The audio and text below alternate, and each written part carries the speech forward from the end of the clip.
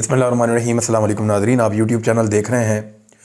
मैं इमरान खान हूँ। कुछ इंपॉर्टेंट खबरें हैं वो आपके साथ शेयर कर देता हूँ। सबसे पहले तो ये है कि पाकिस्तान पीपल्स पार्टी ने अब ये कहा है कि गैर मशरूत तौर पे इमरान खान साहब से मुज़ाकरात के लिए तैयार हैं, और यही बात जो है वो PMLN ने भी कही है।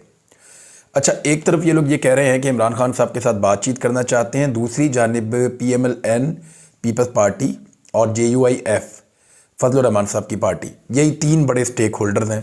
MQM ने तो अपने आप को काफ़ी हद तक ख़त्म कर लिया अपनी सियासत को। अब देखना यह है कि वो शहरी सिंध में अपनी सियासत को रिवाइव कर पाते हैं या नहीं कर पाते। इससे पहले वो लिसानी बुनियादों के ऊपर अपनी सियासत को चला रहे थे, और उसके अलावा वो कुछ उन्होंने धौंस से, ताकत से भी कंट्रोल किया हुआ था कराची को और हैदराबाद को। तो अब वो वाली बात रही नहीं, वो बात नहीं है, तो फिर MQM कैसे अपने आप को रिवाइव करेगी? एक बड़ा सवाल MQM के सामने खड़ा है। देखते हैं वो क्या कर पाते हैं। लेकिन बाकी तीनों स्टेक होल्डर्स किसी नतीजे पर पहुंच नहीं पा रहे। इस हवाले से मेरे पास खबर मौजूद है और बार बार इसके बारे में तफसीलात सामने आ रही हैं। जब भी ये इकट्ठे बैठते हैं और फैसला करने की कोशिश करते हैं कि किस तरीके से इंतखाबात में जाएं या ना जाएं, तो इत्तफाक हो नहीं पा रहा। ज़राए के मुताबिक वज़ीर-ए-आज़म पाकिस्तान से आसिफ अली ज़रदारी और फजल रहमान ने मुलाकात की, जिसमें बैक वक्त पंजाब और खैबर पख्तूनख्वा में आम इंतखाबात पर इत्तफाक़ राय नहीं हो सका। ज़राए ने बताया कि पाकिस्तान मुस्लिम लीग नून और JUI की राय है कि सूबा पंजाब और KP के इंतखाबात को मुमकिना हद तक मुअक्कर किया जाए। यानी अभी वो दोबारा कोशिश कर रहे हैं पंजाब और खैबर पख्तूनख्वा में इंतखाबात को डिले करने के लिए। और देखें कौन सी दो पार्टियां कर रही हैं।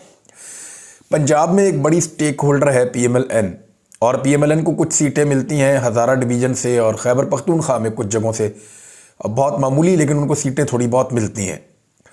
दूसरी जो जमात है वो JUIF है। वो पंजाब के अंदर नापैद है, यहाँ पे उनके पास कुछ नहीं है।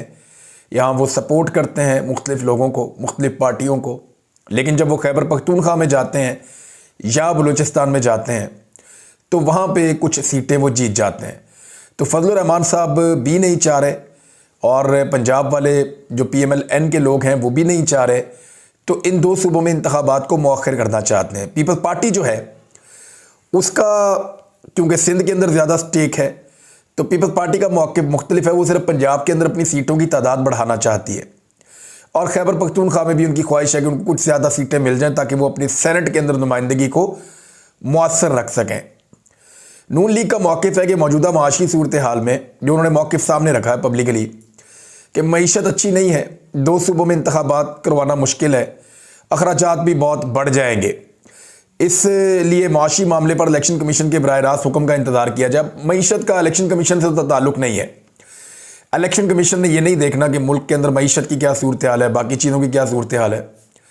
उन्होंने देखना है कि पाकिस्तान में बस इलेक्शन की ज़रूरत है, उसका टाइम आ गया और आईने पाकिस्तान ये कह रहा है, तो चलो इलेक्शन करवा लेते हैं, जब तक कि कोई खुदा न खास्ता कोई बड़ा वाक़या नहीं हो जाता। रकम भी इलेक्शन कमीशन को देना हुकूमत की जिम्मेदारी है। हुकूमती ज़राए का कहना है कि इंतखाबात मौखर करने के लिए कानूनी और अमनो अमान की पेचीदगियों को भी सामने लाया जाएगा। हालांकि 2008 में अमनो अमान की सूरत हाल बहुत अबतर थी, इवन 2013 में भी, लेकिन इसके बावजूद पाकिस्तान में इंतखाबात हुए थे। उधर पीपल्स पार्टी माशी मुश्किलात के मामले पर मुत्तफिक तो है, मगर वो इंतखाबात में रुकावट डालने के ख़िलाफ़ है पीपल्स पार्टी। और एक तरफ पीपल्स पार्टी इमरान खान साहब को कह रही है कि आए गैर मशरूत तौर पे मुज़ाकरात करते हैं। नून लीग भी यही कह रही है कि आइए बैठते हैं, गैर मशरूत तौर पे मुज़ाकरात करते हैं।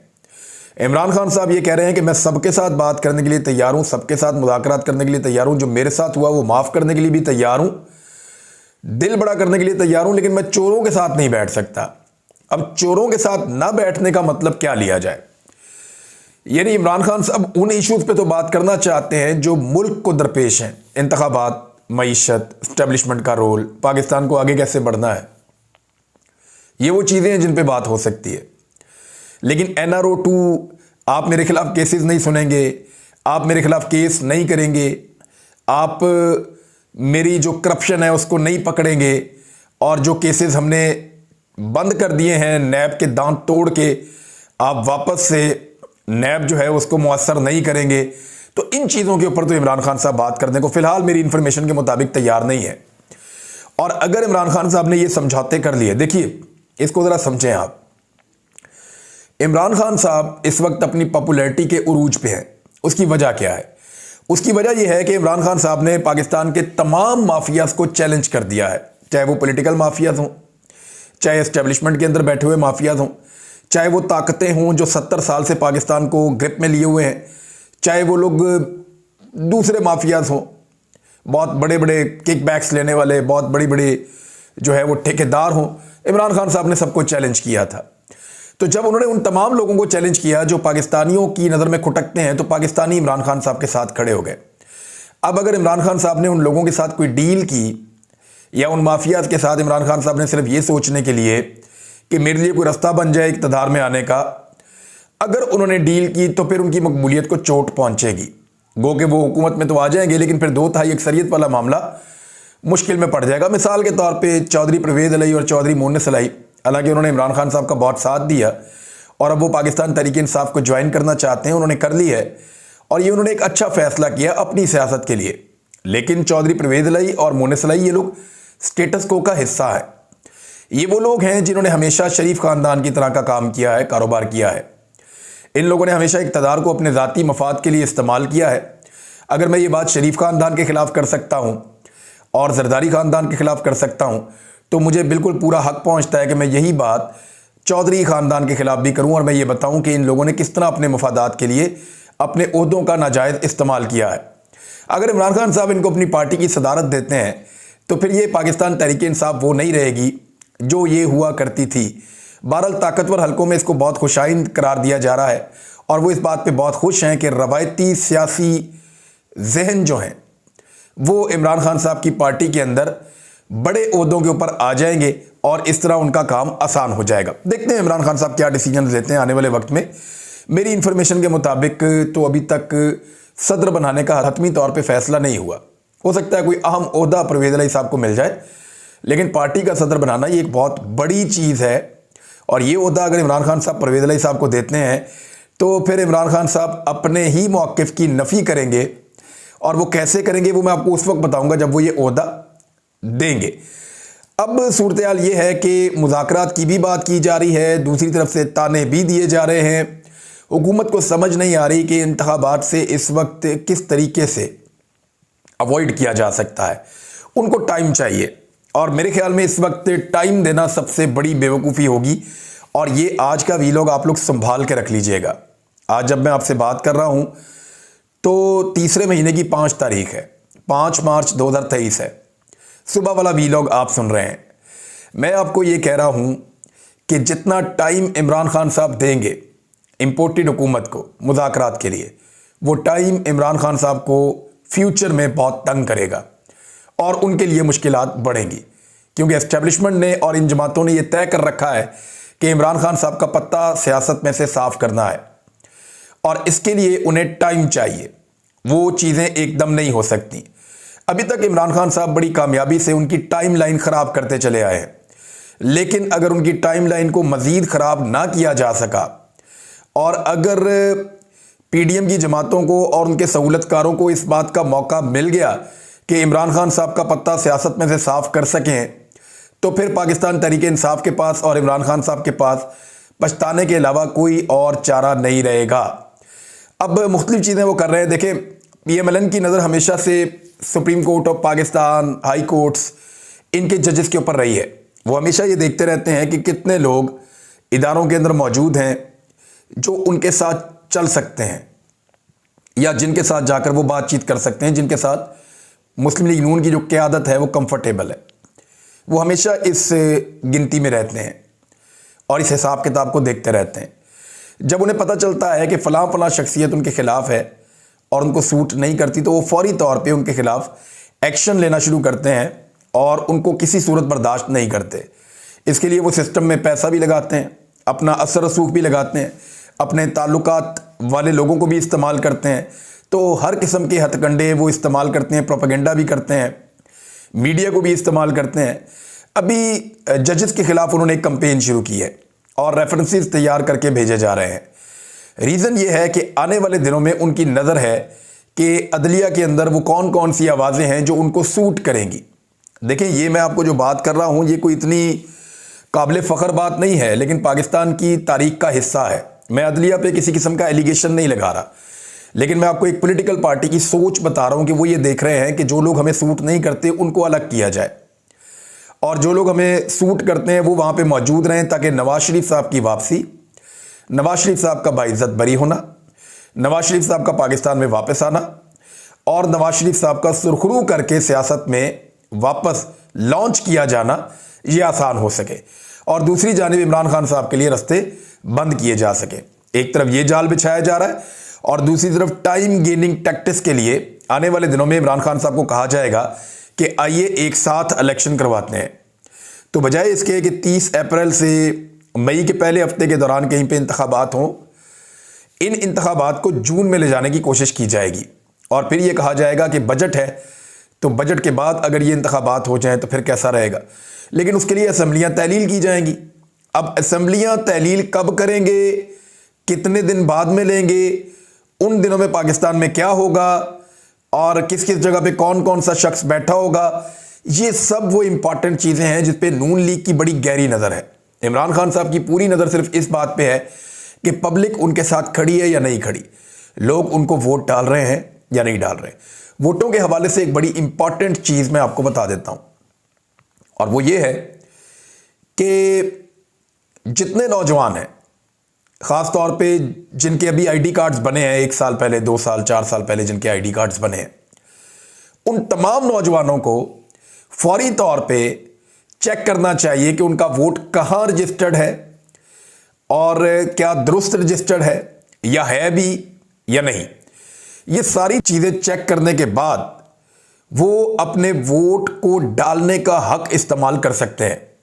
फौरी तौर पे उनको चेक करना चाहिए। इसके लिए मैं एक वीलॉग करूंगा और पूरी तफसील बताऊंगा कि आप कैसे अपना वोट चेक कर सकते हैं। ये भी बताऊंगा कि वो जो वोट आपने चेक किया, अगर उसमें कोई प्रॉब्लम है तो उसको कैसे रिजॉल्व किया जा सकता है, कितनी देर में वो प्रॉब्लम हल हो जाएगा, और फिर आपके वोट डालने से फ़र्क क्या पड़ेगा। एक नौजवानों के लिए ख़ास तौर पे मैं वीलॉग करूंगा। ना सिर्फ नौजवान खुद अपने वोट को चेक करें, बल्कि वो बाकी नौजवानों से भी कहें कि वो फौरी तौर पे अपने वोट को चेक करें और देखें कि उनका वोट कैसे रजिस्टर्ड है और कहाँ पे वो वोट डाल सकते हैं। क्या ये उनका अपना इलाका है या कहीं और फेंक दिया गया है।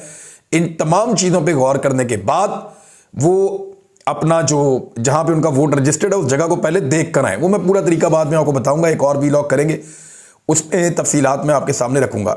एक और बड़ी खबर यह है, लेफ्टिनेंट जनरल रिटायर्ड नज़ीर अहमद ये चेयरमैन नैब तैनात हो गए हैं जी। और शहबाज शरीफ साहब ने मुलाकात की राजा रियाज साहब से। राजा रियाज जो है वो PMLN के टिकट पे इलेक्शन लड़ने वाले हैं कौमी असम्बली का, और बराए नाम एक अपोजिशन लीडर इन्होंने शो पीस के तौर पर बनाकर रखा हुआ है।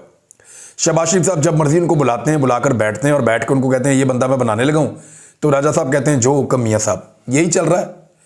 और शहबाज शरीफ साहब वज़ीर आज़म पाकिस्तान अपोजिशन लीडर के साथ मशवरा करके उन्होंने बना दिया, जनाब चेयरमैन नैब की तैनाती कर दी है, और उसमें उन्होंने बना दिया है लेफ्टिनेंट जनरल रिटायर्ड नज़ीर अहमद को, और 3 साल के लिए इनको तैनात किया गया है। अब इस तैनाती को पाकिस्तान तहरीक इंसाफ ने चैलेंज कर दिया है। आफ्ताब सुल्तान साहब ये ओहदा छोड़ गए थे। उन्होंने ये कहा था कि जो काम उनसे करवाए जा रहे हैं वो नहीं करना चाहते, और उनके ऊपर गलत काम करने के लिए दबाव डाला जा रहा था, और कुछ चीज़ों के बारे में उन्होंने कहा कि वो मुझे कबूल नहीं है, तो फिर वो रिज़ाइन करके चले गए थे। फवाद चौधरी साहब ने कहा है कि चेयरमैन नैब की तकर्री का अमल मुतनाज़ है। अब ये अपना चेयरमैन नैब क्यों तैनात किया जा रहा है जाने से पहले, ताकि अगले 3 साल तक जो चेयरमैन नैब हो वो शहबाज शरीफ साहब की मर्जी का तैनात किया जाए, और वो जो चेयरमैन नैब है उसको हटाया ना जा सके, वो वहाँ पर मौजूद रहे, और इस चेयरमैन नैब की मौजूदगी में शहबाज शरीफ पे या उनके ख़ानदान पे कोई हाथ ना डाल सके। लेकिन इस वक्त जो अपोजिशन पार्टी है वो पाकिस्तान तहरीक इंसाफ है, और उनके इस्तीफे पहले जो मंजूर किए गए थे वो सारा हुक्म मुअत्तल हो गया है, और अमली तौर पे अब वो इस असम्बली का हिस्सा है। उनको अपोजिशन लीडर का ओहदा दिया जाना चाहिए और उनके साथ तय करना चाहिए कि किस शख्स को बनाया जाए चेयरमैन नैब। शेख रशीद अहमद साहब ने एक बड़ी इंपॉर्टेंट बात की, और ये वही बात है जो मैंने आपको थोड़ी देर पहले बताई कि टाइम गेनिंग टैक्टिक्स जो है वो हुकूमत इस्तेमाल कर रही है। लेकिन शेख रशीद ने कहा कि वो बहुत तजर्बाकार सियासतदान है। उन्होंने कहा कि 72 घंटों में कौमी असम्बली अगर तोड़ दें तो फिर इकट्ठे इलेक्शन होंगे, यानी इसके बाद तो मुश्किल हो जाएगा ना, क्योंकि अगर कौमी असम्बली के इंतखाबात भी साथ ही करवाने हैं और सिंध असम्बली के इंतखाबात भी साथ ही करवाने हैं तो फिर ये कैसे होगा। यानी इस वक्त जो इंतखाबात होने जा रहे हैं अभी भी लगभग उनमें 57-58 दिन पड़े हैं, या आप 60 दिन कह लें, 2 महीने भी पड़े हैं। तो जब भी असम्बली तहलील की जाती है तो उसके बाद जो इंतखाबात का शेड्यूल है उसकी कम से कम मुद्दत 60 दिन और ज़्यादा से ज़्यादा मुद्दत जो है वो 90 दिन होती है। 60 से 90 दिन के बीच में करवाने होते हैं। तो अगर आज तहलील हो जाती है कौमी असम्बली और सिंध असम्बली तो अगले 60-65 दिन के अंदर इंतखाबात हो सकते हैं। 60 दिन ये वाले हैं, अगर 10-12 दिन ऊपर कर दें तो 65-70 दिन के अंदर इंतखाबात हो जाएंगे।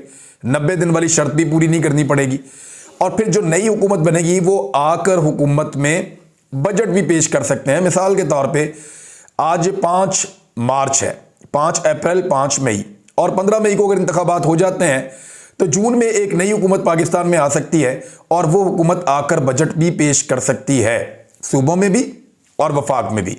तो सूरत हाल आपके सामने है, लेकिन अगर ये सब करना है तो फौरी तौर पे करना है। पब्लिक से क्योंकि रिलीफ मुकम्मल तौर पे ख़त्म कर दिया गया है, आने वाली गर्मियों के अंदर इस कदर लोड शेडिंग है और इतने महंगे बिल हैं, और अगर IMF के साथ मुआहिदा मुकम्मल कर लेती है ये हुकूमत तो फिर इनकी कमर मुकम्मल तौर पे टूट जाएगी और ये आवाम में जाने के काबिल नहीं रहेंगे। आवाम इनको दूर से देखकर जो है वो बद्दुआएं देगी, गालियां देगी, पत्थर मारेगी। तो इस सूरत हाल में ये कैसे पब्लिक के अंदर जाएंगे। लिहाजा अभी भी मौका है कि ये इंतखाबात लड़ने के लिए पब्लिक में जाए और ग्राउंड में सारे एक दूसरे का मुकाबला करें। जो जीत जाए वो आकर पाकिस्तान को संभाले और पाकिस्तान को आगे बढ़ाए। यूटिलिटी स्टोर्स के ऊपर हालत ये हो गई है कि तमाम किस्म के रिलीफ खत्म हो गए हैं। 115 रुपए तो अभी घी की कीमत बढ़ा दी है। चंद रुपए का फर्क रह गया यूटिलिटी स्टोर का और आम मार्केट का। पहले गरीब आदमी के लिए वहां पे बहुत फर्क रखा जाता था, लेकिन अब गरीब आदमी जितना किराया खर्च करके यूटिलिटी स्टोर पे पहुंचता है तो उसके बाद शायद उसको यूटिलिटी स्टोर अब ज्यादा महंगा पड़ता है। अब तक इतना ही। अपना ख्याल रखिएगा, अपने इस चैनल का भी। अल्लाह हाफिज।